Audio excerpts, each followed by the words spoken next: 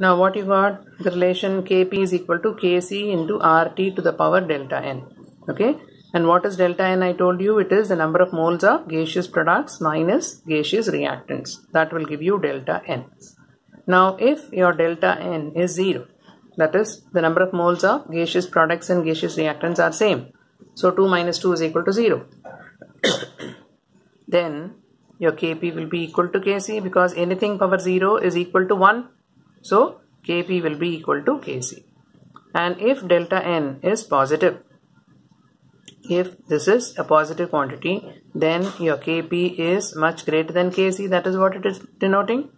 And if delta N is negative, say product side there are 2 moles and on the reactant side there are 3 moles. So 2 minus 3 is equal to minus 1, is it not?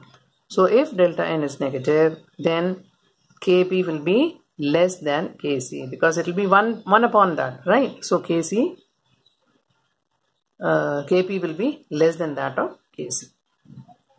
Now I have given a few equilibrium expressions for different reactions. First we will see homogeneous equilibrium. Say H2 plus I2 giving you 2Hi. How can you write? Kc is equal to Hi to the power 2 upon H2 into I2.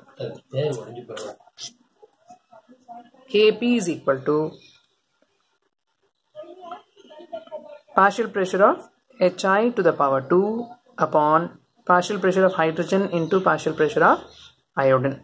Okay, this is the expression for Kp and this is the expression for Kc. Same way for this equation, you have to remember that the stoichiometric coefficient has to be taken in the form of power. That is what you have to remember. Same way, this is again another homogeneous equilibrium reaction where all of them are in the form of liquid. You can write it like this. Again the same way, this is also sort of homogeneous equilibrium only. Now in this particular case, this water is present in excess. See, in the previous equation, water is produced as a product. Okay, it is not a solvent here, it is a byproduct. Okay, whereas in this reaction, water is acting as a solvent. It is present in large excess.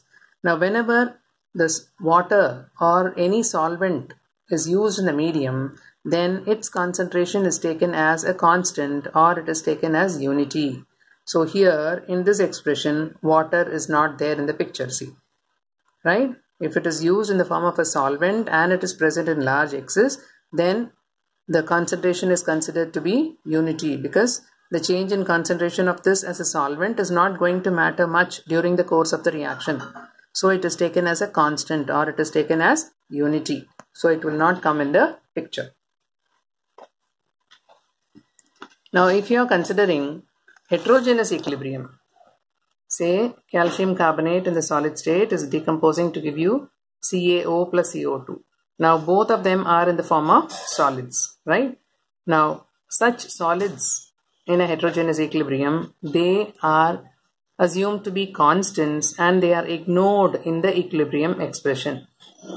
Okay, so when you write the expression for this equation, it will simply write it as Kc is equal to concentration of CO2, or if you want to write it as Kp, then Kp is equal to partial pressure of CO2. That is all. You need not put the square bracket for pressure, sorry. Same way for the next equation, Ag2O plus HNO3 giving you this. Now for this, Kc is AgNO3 to the power 2 upon HNO3 to the power 2. Now this is a solid, it is ignored in the reaction in the expression, and this is a liquid, again it is ignored in the expression, right? So in heterogeneous equilibrium, pure solid and liquids are ignored. Okay, please remember that.